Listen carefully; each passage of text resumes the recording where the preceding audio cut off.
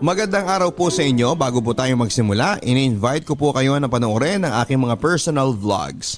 Ganon din, huwag kalimutan na mag-like, share, and subscribe. Mag-post din ang inyong mga comments sa ating YouTube channel. Ngayong araw sa Papa Dudut Stories exclusive on YouTube. Dear Papa Dudut, isang napakagandang araw po sa inyo tulad ng pagpapaganda ng araw ninyo sa aming mga nakikinig. Naway lalo pang tumatag ang inyong programa.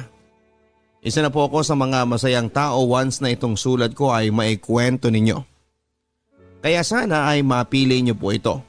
At salamat po sa lahat. Itago mo na lamang ako sa pangalang Christina. Papadudot, hanggang kailan po ba ang epekto ng unang pag-ibig? Unang pag-ibig na kahit na hindi naman naging kami, ang gulo, hindi ba? Kaya hayaan niyo pong ikwento ko sa inyo. Way back year 1999, noong college pa lamang ako. Hindi naman po sa pagmamayabang marami ang nanliligaw sa akin.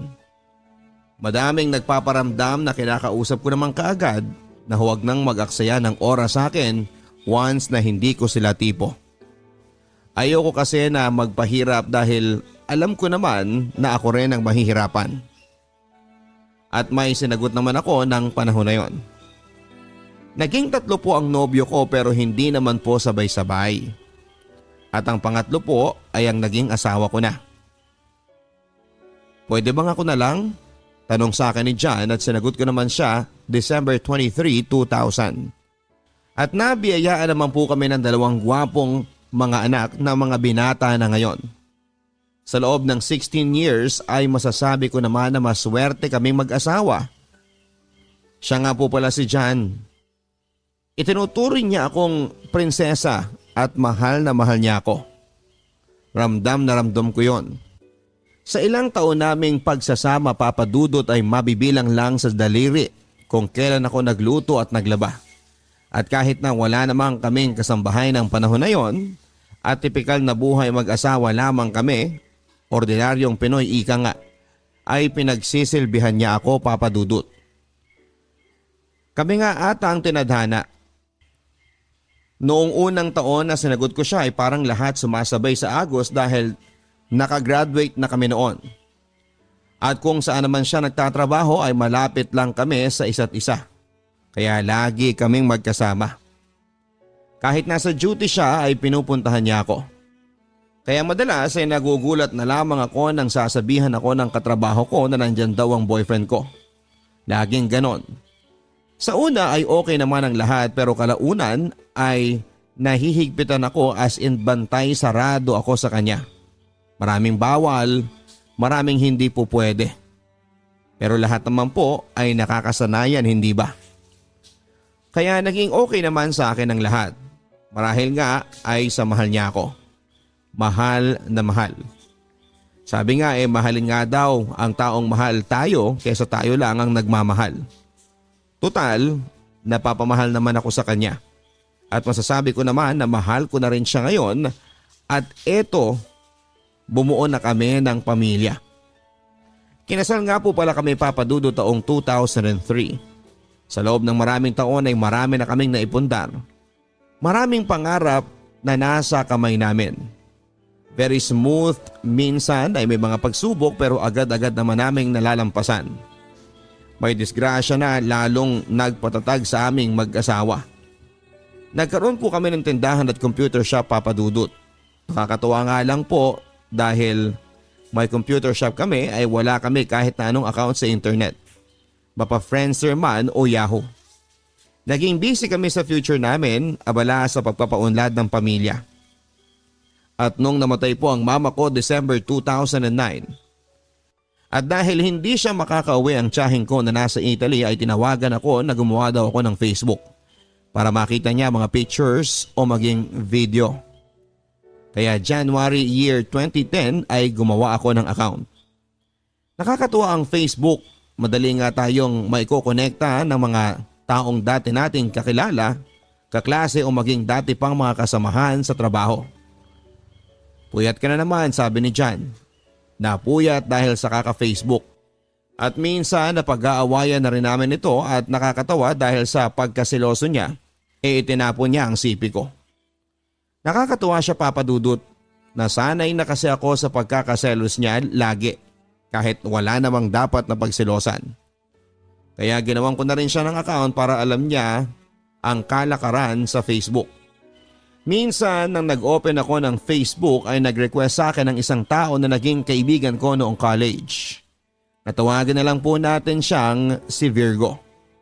Naalala ko yung nakaraanong panahon na magkaibigan pa kami at dahil seloso nga si Mister ay hindi ko siya inaccept. Ang sabi ko nga sa sarili ko pag-aawayan pa namin ito ni Mister. At dahil nga seloso si Mister ay hindi ako nag-accept ng mga lalaking hindi ko naman kakilala. Karamihan ay puro babae ang friend ko sa Facebook. Lumipas ang 1 taon, 2 taon, 2 taon at kalahati. Wala akong masyadong ginagawa, napatingin ako sa friend request ko. Ang dami ko palang ini-ignore. 103 na pala. I-check ko nga isa-isa. May mga foreigner, may mga common friends. At napatingin ako sa isa na nandun sa bandang dulo. Si Virgo. Napatingin ako sa profile, simpleng mga comment, madalang mag-post. Madalang mag-open kasi may nabasa pa ako roon sa post niya na sa wakas ay nakapag-open na rin. Kaya sabi ko sa sarili ko, i-accept ko na ang mga taong ito, ang tagal nang nagre-request 2.5 taon na. Kinagabihan ay nag-message siya. Nagpapasalamat at na-accept ko na raw siya. Ang sinagot ko na lang kasi alam kong mangungulit ka kaya hindi kita ina-accept. Ang sabi niya, bakit friend mo naman ako dati pa? Nauna mo pa nga ako nakilala bago sa asawa mo eh. Hindi ko na lang siya sinagot. Kumustahan, balitaan, sabi ko eto 2 na ang anak ko. Sagot niya, buti pa raw ako. Single pa raw siya at ang sabi ko naman ay pihikan at mataas yata ang standard mo kaya ganyan tatanda kang binata niyan. Araw ng linggo yon at dahil kakapakinig ko pa lamang sa inyong programa, naalala ko ang advice nyo sa isang nagpadala ng sulat na sa loob lang ng 1 minuto ay maraming magagawa. Sa loob ng 1 minuto, kaya mong mabago ang buhay mo. Kaya kung may gusto kang sabihin ay sabihin mo na. Kaya sinabi ko sa kanya na dapat kasi kung may gusto ka sa isang babae ay sabihin mo na. Huwag nang patagalin pa. Kaya sinabi niya na I love you. Sagot ko, wrong sent. Sabi niya hindi raw. Para raw talaga sa akin yung message na yon. Nagtaka ako, Papa Dudut. Doon siya nagkwento, dati pa raw niya akong nagugustuhan. Hindi daw first crush, first love daw niya ako. Ang dami niyang pinaalala sa akin. Ganon pala, Papa Dudut, may mga bagay na bumabalik. Sa nagdaan na 17 years ay pinaalala niya sa akin ang lahat. Ang library na lagi nandun siya kasi alam niyang nandun ako. Doon niya lagi akong hinahanap. Ang minsang pagyakap niya na akala ko ay malambing lang. Hindi ko naman nabigyan ng pansin yon. Likas kasi siyang malambing. At niyayakap naman niya ang mga kaibigan kong babae kaya para sa akin ay baliwala ang pagyakap niyang yon. Lagi niya pa akong inaasar. Hanggang sa may nanligaw na sa akin at hindi ko na siya nakita pa, magkaiba naman kasi kami ng kursong kinuha at schedule. At ngayon, handa raw siyang maghintay. Masakit daw at malungkot ang buhay niya. Tipong kakain lang dahil nagugutom, hindi dahil sa gusto niyang kumain. Pilit niyang kinakalimutan ako. Nakipagrelasyon sa iba pero hindi raw siya masaya. Kahit madagdagan pa ng 10 taon, kahit abutin pa raw ng 27 years, maghihintay raw siya. Doon ko nga tinignan ang buong timeline niya at totoo naman ang sinasabi niya. Wala pa nga siyang pamilya. Walang bumabati ng happy birthday daddy or nakatag na asawa at mga anak. Malungkot ang Facebook niya. Kukonti lang din na nagko-comment at pasalubong tito ang madalas kong mabasa. Nag-abroad pala siya. At sabi nga niya sa abroad ay makakalimutan ng lahat. 1, 2, 3, 5 na bansa na pala ang pinuntahan niya. Ika nga, Papa Dudut, nagmahal na saktan at nag-abroad. Torpe daw siya kaya hindi siya nanliligaw. Nung dumating siya sa Pilipinas gusto niyang magkita kami pero ayoko. Malaking ayoko. Ibablock ko ba siya? Ia-unfriend ko ba siya? Unfriend na lang para makikita ko pa rin siya. Hindi kami nag-usap ng muli. Totoo pala ang kasabihang mahirap mag-move on sa relasyon na hindi naman naging kayo. Hirap kumain, laging laman siya ng isipan ko. Buwan ng August, nag-message siya sa akin na sa ibang bansa na nga raw siya ngayon. Pang-anim na bansang napuntahan niya. Nireto ko pa nga siya sa kaibigan kong dalaga pero ayaw niya. Mahirap daw ang magmahal ng napipilitan. Iba raw kasi ang gusto kita at mahal kita pag usaping puso na. At ako lang daw ang mamahalin niya. Hindi na niya kaya pang mawala ako sa buhay niya at hinahanap niya ako. Tapos ang tagal ko pang inaccept. Nag-uusap muli kami at pinapaalala niya lagi na mahal niya ako dati pa. Marami siyang plano at tatanggapin niya ang 2 kong anak. Paano naman si John? Na tila pinagsisilbihan ako mula't ulo hanggang paa. At kung naisip ko naman si Virgo, masasabi ko rin na dakila rin ang pagmamahal niya sa akin. Ilang taon na ang nagdaan kahit na hindi naman kami naging kami. Tanging paglalambing lang ang ginagawa niya sa akin, dinala niya yon sa buong buhay niya sa loob ng 17 years. Ang sabi ko nga sorry ha, naging manhid ako. Huwag kang mag-sorry, ako naman ang may kasalanan ng lahat, kaya nahihirapan tayo sa relasyon natin ngayon, sagot niya. Kaya eto Papa Dudut, sa panahon na habang sinusulat ko ito ay naguguluhan po ako. Kaya napapatanong na hanggang kailan po ba ang epekto ng first love? Alam ko naman kung napapasaya ko si Virgo. Marami ang masasaktan at mahihirapan. May mawawasak na pamilya. Naguguluhan na po ako Papa Dudut. Salamat po. Kayo na pong bahala sa pagbasa ng sulat ko. First time ko kasing magkwento. Lubos na gumagalang, Christina. Magandang araw sa inyo mga kaibigan. Bago po tayo magpatuloy sa ating kwento ng pag-ibig dito po sa Papa Dudut Stories, huwag kakalimutan na mag-like, mag-share, mag-post ng comments at mag-subscribe sa aking YouTube channel. Huwag din pong kakalimutan na pindutin ang notification bell para maging updated kayo sa mga latest post ng inyong Papa Dudut. Huwag din kalimutang panoorin ang ating mga video vlogs na may mga challenges, daily vlogs at kung ano-ano pang mga adventure ng inyong si Papa Dudut. At ngayong araw sa Papa Dudut Stories. Papa Dudut Stories.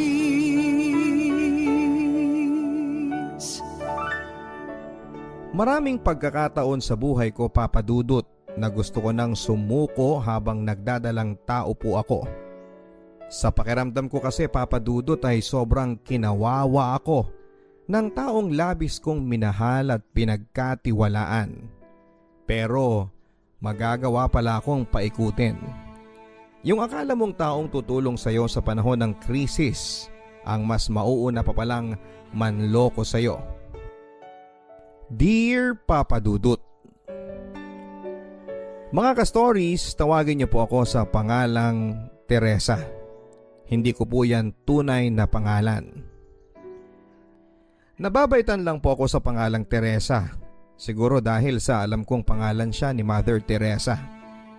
Hindi ko naman po sinasabing magkapareho kami ng ugali ni Mother Teresa, pero kung pagiging mapagpakumbaba at mapagbigay ay siguro ay papasan ako kahit pasang awa. Yan ay kung pagbabatayan ang mga masalimuot na pinagdaanan ko sa buhay pag-ibig. Hayaan niyo pong simulan ko ang aking kwento ng buhay ko noong nag-aaral pa lamang ako sa kolehiyo. Hilig po naming magbabarkada at magkakaklase na dumaan muna sa malaking basketball court sa aming barangay sa tuwing uwian na. Gustong gusto ko po kasi na pinapanood na mag-practice at maglaro ng basketball ang mga varsity players sa aming barangay. Lalong lalo na si Brian. Tisoy, gwapo, malinis sa katawan at higit sa lahat ay pagkabango-bango pa rin niya kahit pawis na at malakas talaga ang karisma niya sa aming mga kababaihan at mga beki na rin. Kung sa kahawigan po sa artista ang pag-uusapan ay parang si Wendell Ramos po ang datingan niya. Mas pabatain mo lang ng konti, Papa Dudut. Aaminin ko po sa inyo, Papa Dudut, na kilig po ako sa kanya sa tuwing mapapatingin siya sa grupo namin habang nag-cheers sa kanya. Pakiramdam ko kasi ay malingon lang siya sa grupo namin ay may ulam na kami. Kanin na lang ang kulang. Dahil dito ay naging open po ako sa mga kaibigan ko na walang ibang pwedeng magpa-cute kay Brian at sa akin lang siya. Oy mga Bilat at Bex, basta sa akin na si Brian ha. Wala nang pwedeng magpa-cute sa kanya. Understood? Ano to? First come, first serve? Yan na bang labanan, Teresa? Pangi-isplok naman sa akin ng isa naming kaibigang Becky. Basta. Sa akin siya. Makikipaglaban ako ng patayan para sa kanya. Walang ibang pwedeng makagalaw sa kanya, no? So ikaw lang ang pwedeng magpagalaw sa kanya. Natatawang hirit pa ni bakla, dahilan para sabay-sabay kaming magtawanan. Marahil marami sa mga judger ninyong listeners ang sasabihing sobrang landi ko noong dalaging ding pa lamang ako, Papa Dudut. Well, opo ang isasagot ko. Ako na talaga ang nagbibigay ng motibo sa kanya. Para lang mapansin niya ako, Papa Dudut, ay nandyang nagpapalit ako ng sexy shorts kapag manonood na ako ng game niya. Hindi pa kasama dyan yung nagpapadala pa ako ng food para lamang sa kanya. Kaya nga kahit sa codename ko sa storyang ito ay ginawa ko na lang pong Teresa para magmukha naman akong Santa. Sa kanya lang naman po ako naglalandi, Papa Dudut, kasi pakiramdam ko ay siya talaga ang the one para sa akin. Bagay kami. Tisoy siya, morena ako. Gwapo siya, maganda naman ako. Kahawigan ko daw po si Winwin Marquez, sabi ng ilan sa mga best friends ko. Pambiyukon kumbaga ang tindigan. Unforgettable para sa akin, Papa Dudut, yung araw na nilapitan ako ni Brian at kinausap. Alam kong mas matanda siya sa akin ng ilang taon, kaya naman kuya pa nga ang tawag ko sa kanya dati. Pawalang mali siya lang ang peg ko, pero deep inside ay gusto ko nang jowain siya noon. Thank you nga pala sa inyo. Lalong lalo na sa iyo, Teresa, sa palaging pag-support sa mga games namin. Pakiramdam ko kayo ang lucky charm ng laro namin. Lalong lalo ka na. Seryoso ang sabi ni Brian. Napastatwa na lang ako noon, Papa Dudut, dahil sa sobrang kilig na aking nararamdaman. Yung mga barkada ko naman ay todo tukso sa aming dalawa. Nakahalata na yata si Brian na crush ko din siya. Mula kasi noon ay lagi na niya akong nilalapitan sa tuwing matatapos ang basketball practice nila. At makalipas nga po ng 3 araw ay naging kami na. Officially ay masasabi ko na sa lahat na talagang akin lang po si Brian. Cheap man tignan dahil 3 days ang ligawan at sinagot ko siya kaagad ay wala akong pakialam. Ang importante sa akin ay hawak ko na ang titulo na si Brian na ang jowa ko. Ako ang GF niya. Ang saya, hindi ba? After ng practice ay humiwalay na kami ni Brian sa mga barkada ko at mga kalaro niya. Madalas ay nagpupunta kami sa kung saan lugar na pwede kaming makatambay at makapag-usap bago niya ako ihatid sa bahay. Halimbawa ay kakain kami sa fast food o kaya naman ay manonood ng sine kapag may time pa. Basta huwag lang kaming masyadong gagabihin ay okay lang naman sa bahay. Alam ng mga magulang ko, Papa Dudut, na nililigawan po ako ni Brian. At okay lang naman daw sa kanila. Palibhasa kasi ay iisang barangay lang kami at kilala naman ng parents ko ang mga kamag-anak ni Brian. Basta mahigpit na bilin lang sa akin ni Mama ay uuwi ako ng bahay bago mag-alas 9 ng gabi. At dapat ay magte-text ako kung saan na kami ni Brian. Ang alam sa bahay, Papa Dudut, ay nililigawan pa lamang ako ni Brian. Hindi ko pa kasi maamin sa kanila na 3 days lang ay sinagot ko na si Brian. Nakakahiya at siguradong pagagalitan ako ni Mama kapag nalaman niya na hindi man lang ako nagpakieme sa una kong manliligaw. Exclusive lang sa mga karibal ko kay Brian ang info na officially ay kaming dalawa na at hindi na siya pwedeng landiin pa ng iba. Isang araw, inabot kami ng malakas na ulan sa basketball court. Saktong nakauwi na rin ang mga kasama ko noon at kaming dalawa na lamang ni Brian ang natitira sa basketball court kasama ng mangilan-ngilan na mga ka-teammates niya na handa na ring sumugod sa ulan. Nakakainis lang kasi 15 minutes lang ang pagitan nang nakaalis na ang mga friends ko nang biglang bumuhos ang malakas na ulan. Na-stranded pa kami ni Brian. Kung nakasabay sana kami pa uwi, di sana nasa bahay na ako. Pihadong magkakasakit kaming dalawa ni Brian kung susugod kami sa ulan. Sakay ng motorsiklo niya at isa pa ay takaw aksidente rin dahil madulas na sa daanan. Nag-text na lamang ako sa bahay papadudot na baka malate ako ng uwi dahil na-stranded nga ako sa ulan. Huwag na lang silang mag-alala kasi kasama ko naman si Brian. Hanggang sa nakauwi na lahat maliban sa amin ni Brian. Dahil carry lang sa kanila ang mabasa ng ulan. Ang ending, kaming dalawa na lang ni Brian ang natira sa basketball court. Samahan mo ko Brian sa CR. Naiihi na ako at saka natatakot din ako eh. Sira kasi yung ilaw doon. Hindi naman umangal si Brian sa request ko sa kanya. Ang ginawa ko ay kinausap ko lang ng kinausap si Brian habang nasa loob ako ng cubicle para mawala ang kaba ko sa dilim ng CR. Siya naman ay oo lang ng oo ang sagot. Pero biglang tatahimik na lang siya. Tapos kapag hinanap ko na ulit siya, saka naman ito tatawa ng pagkalakas-lakas. Huwag mo na nga akong binibiro ng ganyan. Mas lalo ako natatakot Brian eh. Pasigaw na sabi ko sa kanya. Nakakatuwa ka palang asarin dahil sobrang matatakutin ka sa dilim. Sabay tawa niya ng malakas. Sa pagbukas ko ng pintuan ng cubicle ay nakita kong nakatayo sa harapan ko si Brian papadudot. Laking gulat ko nang bigla siyang pumasok at yakapin niya ako ng mahigpit. Sa unang pagkakataon ay nakaramdam po ako ng malakas na bultahe ng kuryente sa aking katawan.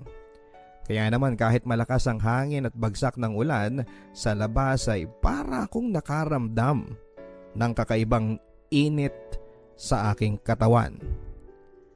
Yung yakap niya sa akin ay nasundan pa ng masarap na halik papadudot. Unti-unti akong naging statwa habang ginagawa niya akong halikan mula sa labi hanggang sa leeg.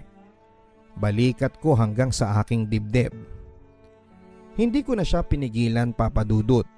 Nagpaubaya na lamang ako sa kanya. Nagawin sa akin ang mga bagay na nagpaparamdam sa akin ng saya at sarap. May nangyari sa aming dalawa sa loob ng cubicle ng madilim na CR. Hindi pala nakakatakot sa dilim papadudot basta kasama mo lang ang lalaking pinakamamahal mo. Todo-todo lamang ako sa pagpapaubaya sa kanya. Hanggang sa may magbukas ng pintuan ng CR papadudot. Huling-huli kami sa akto ni Mama na may ginagawang milagro. Para tuloy akong binuhusan ng malamig na tubig ulan matapos kong makita ang mga namimilog na mata ni Mama. Napalabas din kaagad si Mama habang nagmumura dahil sa mga nakita niya papadudot. Sobra ang pagkabigla niya. Sa katunayan ay nabitawan din niya ang mga dala niyang payong para sana sa akin ng mga sandaling yon. On the spot ay sinabi ni Mama sa aming dalawa ni Brian sa paglabas namin ng CR na ipapakasal niya kaming dalawa. Aaminin ko po sa inyo papadudot na hindi naman ako masyadong affected sa mga nangyari. Pwede mo ngang sabihin na ako lang yung pinakasal ng pwersahan na masaya pa. Kasi nga alam ko naman sa sarili ko na mahal ko si Brian. Mabuti na lang at graduating na rin ako sa college noon. 2-year course lang kasi ang kinuha ko sa college. After ng seremonyas ng kasal sa opisina ni Mayor ay tumira na kami ni Brian sa iisang bubong. Sa bahay ng nanay ni Brian. Pinagpatuloy pa rin ni Brian ang pagiging varsity ng basketball. Suportado naman kami ng nanay niya na nagtatrabaho noon sa Japan.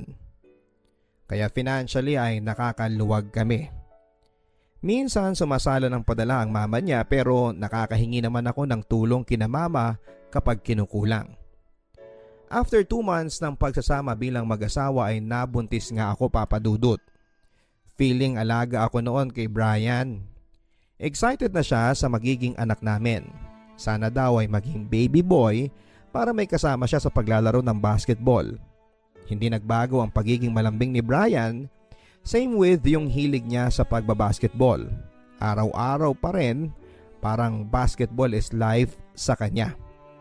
Pero mas okay na sa akin yung basketball ang pinagkakabalahan niya kesa makaisip pa siya ng mambabae. Maraming tournaments ang dinadayo ni Brian at ng mga kaliga niya para sa basketball, Papa Dudut. Lumalaban sila sa interbarangay at noong una ay nagagawa ko pang sumama para mag-cheer sa kanya tulad ng dati noong magjowa pa lamang kami. Pero nung lumaki na ang tiyan ko at hindi na ako makaangkas sa motorsiklo niya ay hindi na ako sumasama. Nakikibalita na lamang ako sa mga naging game results sa kanya. Mainit daw ang naging huling laban nila, Papa Dudut, sa kabilang barangay dahil nagkaroon pa daw ng pisikalan. Hindi naman na sa akin bago yung ganong klase ng mga eksena sa game court. Kaya parang baliwala lang sa akin nung sinabi niya yon. May isa pang game sa finals at doon na raw magkakaalaman. Seryosong sabi ni Brian sabay ngiti na para bang sigurado na siya na liga nila ang mananalo. Hindi ko akalain, Papa Dudut, na sa final game na yon, yun pala ang final chance na rin na magkikita pa kami araw-araw ng asawa ko. Sobrang naging paghaharap ng dalawang liga, dahilan para magkaroon ng suntukan sa basketball court. May napuruhan si Brian dahil halos manghiram ng mukha sa aso yung nakasuntukan ni Brian. Nakamalas-malasan ay anak daw pala ng isang konsehal. Marami ang nakakita ng pinagbantaan daw si Brian na ipatutumba siya nito. Sa kwento ni Brian, masyado daw kasing naging agresibo ang laro kaya sila nagkapikunan. Mula noon, Papa Dudut, ay nagulo na ang buhay naming mag-asawa. Araw-araw ay nakakatanggap na kasi ng mga pagbabanta sa text messages na lulumpuhin daw nila si Brian kapag nagkaroon sila ng pagkakataon. Pinayuhan ng mga kamag-anak namin si Brian na magtago muna at magpalamig dahil sa mga pangyayari. Naging maingat sila sa pagpaplano sa anong pwedeng gawin para makaiwas nga sa trouble ang asawa ko. Maging ako, Papa Dudut, ay hindi ko nalaman kung saang lupalop nila pinagtatago ang asawa ko. Basta ang alam ko ay dito lang din daw sa Maynila. Kaya hindi ako dapat mag-alala sakaling manganak na ako dahil makababalik naman si Brian para dumalaw anytime. May bahagi sa akin na pilit na iniintindi ang sitwasyong pinasok ng asawa ko, Papa Dudut. Alam ko kasi na makabubuti yon para sa kanya dahil buhay na ang pinag-uusapan dito. Pero paano naman kami ng magiging anak ko? Ilang buwan na lang ay manganganak na ako. Sa umpisa ay nakatanggap ako ng text mula kay Brian para kumustahin ako sa kalagayan ko. Pero hindi nagtagal ay parang naging mag-isa na lamang ako, Papa Dudut. Dahilan para ma-depress ako ng sobra. Hanggang sa makapanganak na ako, Papa Dudut, ay hindi niya man lang ako nagawang madalaw. Bumilang pa nga ng 5 araw bago ko nakitang pagmumukha ng asawa ko. Mabilis lang yon. After nilang magpiktura ng baby namin at mag-iwan siya ng pera ay sumibat din siya kaagad. Iniisip ko lang kayo ng baby natin. Hindi ako pwedeng tumambay dito sa bahay natin. Mahirap na. Alam ko na marami ang nakamanman sa akin. Seryosong sabi ni Brian. Ipinakita din niya sa akin ang huling text message na natanggap niya. Bayad na raw ang taong tutumba sa kanya. Bagay na labis na nagpa-worry sa akin. Naiiyak na lamang ako noon, Papa Dudut, dahil pakiramdam ko ay unti-unting nasisira ang pinapangarap kong masayang pamilya dahil lamang sa galit sa kanya ng ilang makasariling tao. Ginamit nila ang yaman nila para makapanakit ng ibang tao. Pakiramdam ko noon ay ako ang mas biktima at ang baby namin sa naging sitwasyon ni Brian. Para akong may asawa pero wala. Para akong nakikipagrelasyon ng LDR na bawal mo siyang kausapin. Buti pa nga yung ibang LDR Alam nila kung saan nila pupuntahan ang jowa nila. Samantalang ako ay hindi ako pwedeng magpunta sa kanya. Hindi ko pwedeng malaman kung saan nagtatago ang asawa ko. Iniiwasan lang namin nila mama na madala ka sa sobrang lungkot at puntahan mo ko doon. Hindi makakabuti sa atin yun, Teresa. Konting tiis na lang. Mas lilipat tayo sa mas malayo, sa mas ligtas na lugar at isasama ko na kayo ni baby. Naghihintay lang ako ng malaking perang ipapadala ni mama galing sa Japan. Pagbibigay pag-asa sa akin ni Brian na balang araw ay babalik na sa normal ang pagsasama naming dalawa. Till one day, may nagpasa sa akin ng video ng asawa ko. Active pa rin siya, si Brian, sa pagbabasketball, pero this time ay may bago na siyang kasamang nag-cheer sa kanya. Sweet na sweet silang dalawa sa video.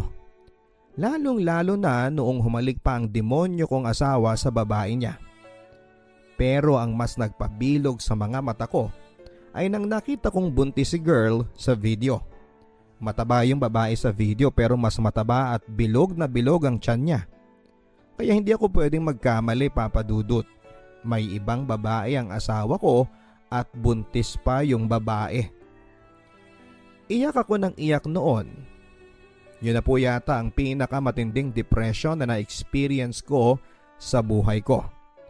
Wala din ako mapagsabihan ng sama ng loob ko dahil nahihiya ako sa mga magulang at sa mga kamag-anak ko. Ano na lang ang sasabihin nila sa aming dalawa ni Brian, Papa Dudut? Ayoko namang kaawaan ako at ang baby ko. Okay na sa akin yung isang beses akong pinagpiestahan ng mga chismosa sa barangay namin nung pinag-usapang nakipag-sex lang ako sa CR kaya ako pinakasalan. Ayoko nang madagdagan pa yon ng chismis na ipinagpalit pa ako sa iba. Mula noon ay madalas na akong makitang tulala ni mama. Sinasabi ko na lamang na nami-miss ko si Brian, Papa Dudut. Pero ang totoo ay gusto kong sabihin sa kanya na may isusumbong ako. Na may ibang na bola na ang asawa ko. Napag-alaman ko na dating naging chicks din ni Brian ang nagpapadala sa akin ng video. Ibang klase talaga ang karakas ng asawa ko. Hindi lang pala ako isang beses niloko. Mag-isa ko lang pong pinuntahan si Brian sa lugar na sinasabi sa akin ng asset ko. Halos mawala na ako ng boses noon sa kakasigaw sa kanya at sa naging babae niya. Ang sabi sa akin ni Brian ay wala na daw siyang magagawa dahil nandyan na. Iyak lang ako ng iyak noon, Papa Dudut. Mabibinat yata ako sa ginawa kong pagwawala kaya naman umabot pa kaming 3 sa baranggayan. Dahil dito ay nakialam na rin ang nanay ni Brian sa Japan. Umano ay ititigil niya ang pagsusustento sa amin ng anak ko sakaling ireklamo ko ang anak niya. Nilatag din sa akin ni Brian ang ideya na napingot lang siya.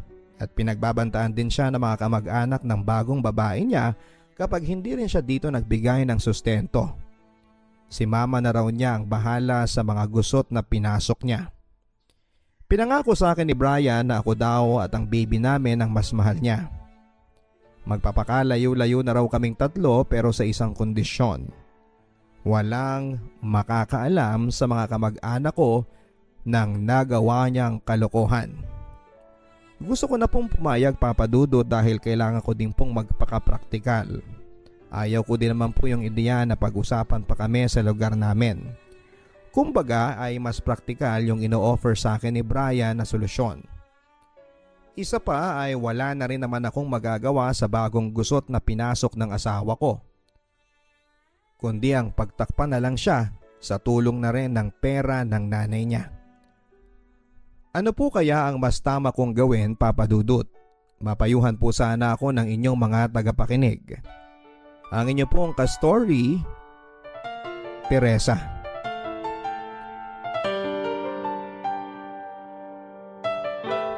Maraming salamat, Teresa, sa pagiging open mo sa amin sa naging live story mo. Mahirap talaga ang malagay sa sitwasyon na kakaunti ang pwede mong maging option. Pero ano man ang mapili mo, Teresa, sana ay maluwag sa puso mo ang magiging desisyon mo. Huwag mong hayaan na dahil napipressure ka lamang ng mga tao sa paligid mo sa maaari nilang sabihin sa'yo, kaya yun ang pipiliin mo. Ang importante para sa akin ay doon ka sa desisyon na magiging masaya ka. Don't forget to like, share, and post your advice mga kaibigan dito po sa comment section ng YouTube. Kung ano nga ba ang inyong maipapayo kay Teresa. Sa mga gustong magpadala ng kanilang Papa Dudut Stories, ipadala po ito via email sa papadudutstories@gmail.com.